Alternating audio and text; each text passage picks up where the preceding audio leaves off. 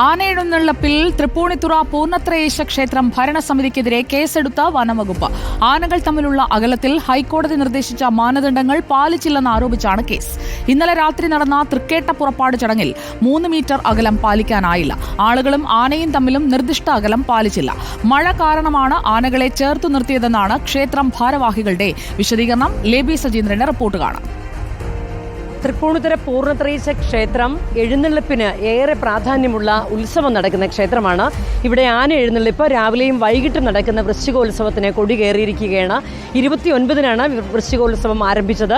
ഹൈക്കോടതിയുടെ മാനദണ്ഡങ്ങളെല്ലാം പാലിച്ചുകൊണ്ടാണ് കഴിഞ്ഞ 4 ദിവസവും രാവിലെയും വൈകിട്ടും എഴുന്നള്ളിപ്പ് നടന്നത്. ഈ 3 മീറ്റർ അകലം ആളുകൾ തമ്മിൽ പാലിച്ചിരുന്നു, 8 മീറ്റർ ആളുകളിൽ നിന്ന് അകലം പാലിച്ചിരുന്നു. എന്നാൽ ഇന്നലെ ഏറ്റവും വിശേഷപ്പെട്ട ചടങ്ങായിരുന്നു തൃക്കേട്ട പുറപ്പാട്. വില്ലുമംഗല സ്വാമിയാർക്ക് പൂർണ്ണത്രയീശ കൃഷ്ണൻ ദർശനം നടത്തിയെന്ന് വിശ്വസിക്കപ്പെടുന്ന സ്ഥലമാണ്. അതാണ് അതിൻ്റെ പിന്നിലെ ഐതിഹ്യം. അതുകൊണ്ട് തന്നെ ആ ചടങ്ങിൻ്റെ പ്രാധാന്യം കണക്കിലെടുത്തുകൊണ്ട് ഇന്നലെ ആനക്കുട്ടിൽ 15 ആനകളെയും ഒരുമിച്ച് നിർത്തുകയായിരുന്നു. അതേ തുടർന്നാണ് വനം വകുപ്പ് കേസെടുത്തിരിക്കുന്നത്. ഹൈക്കോടതി മാനദണ്ഡം പാലിച്ചില്ല എന്ന് പറഞ്ഞാണ് കേസെടുത്തിരിക്കുന്നത്.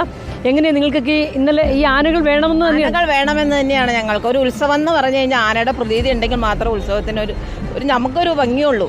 ഞാൻ തൃശ്ശൂർക്കാരത്തിയാണ്. നമുക്ക് വടക്കനാഥിലായാലും ഈ തിരുവമ്പാടിലായാലും അവിടെ 30 ആന വെച്ചിട്ടാണ്. ഇവിടെ 15 ആനയുള്ളത് കാണാനാണോ വന്നിരിക്കുന്നത് ചേച്ചി? അവിടെ അല്ല, ഞാൻ ഇവിടെ താമസിക്കുന്നത്.